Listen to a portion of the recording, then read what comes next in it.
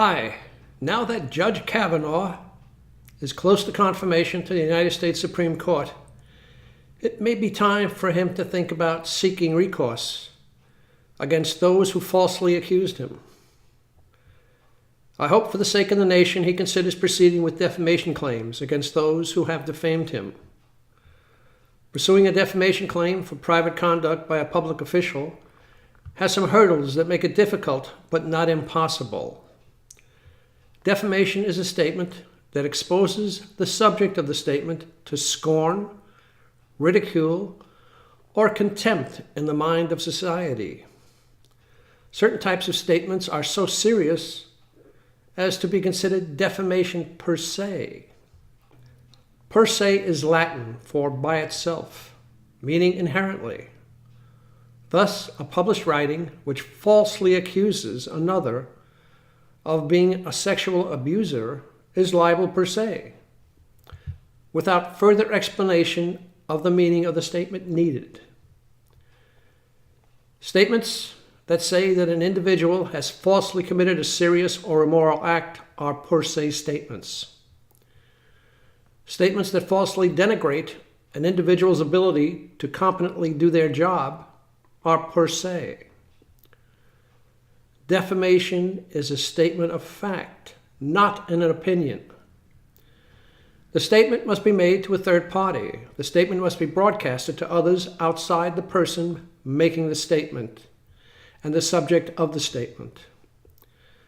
As Judge Kavanaugh is a public figure, the person making the statement can only be held liable if he or she knew that the statement was false, or if he or she acted with reckless disregard for the truth or falsity of the statement. The defamer must be shown that he or she acted intentionally. Let's take a look at one of Judge Kavanaugh's accusers' statements. Miss Julie Swetnick, on September 25, 2018, filed a declaration under penalty of perjury with specific accusations against Judge Kavanaugh. Paragraph 11 of her statement stated, and I'll quote, "During the years 1981 to 1982, I became aware of efforts by Mark Judge, Brett Kavanaugh, and others to spike the punch at house parties I attended with drugs and or grain alcohol, so as to cause girls to lose their inhibitions and their ability to say no." This is a statement of fact, not an opinion. In a recent interview, Ms. Swetnick stated that she did not see Mark Judge or Brett Kavanaugh spike the punch at house parties. Let's take a look.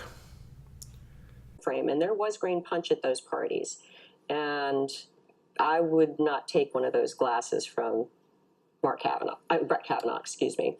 I saw him around the punch, I won't say bowls or the punch containers. I don't know what he did, but I saw him buy them, yes.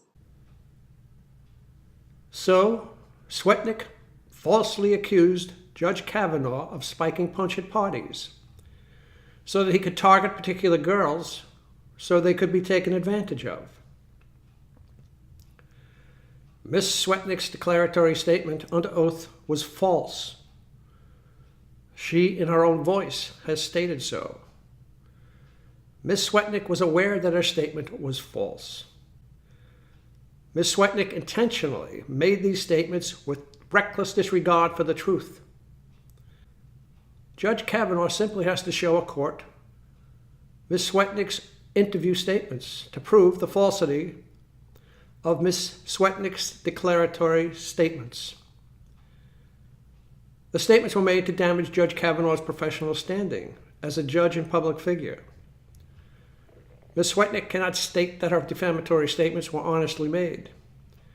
She obliterated any possibility of honesty when she stated in the interview that she had never saw Judge Kavanaugh make an effort to spike the punch. Judge Kavanaugh should start with this accuser first and seek damages for the damage her defamatory statements made to his professional career and to the nation. It is unlikely that the Department of Justice will pursue any action against her for making statements, false statements, to the Senate Judiciary Committee, even if they get a referral letter from Chairman Grassley. If action against Judge Kavanaugh's accusers is not taken, these false accusations will continue against him and other public figures that the left decides to target. Well, I hope this helps. Have a good day.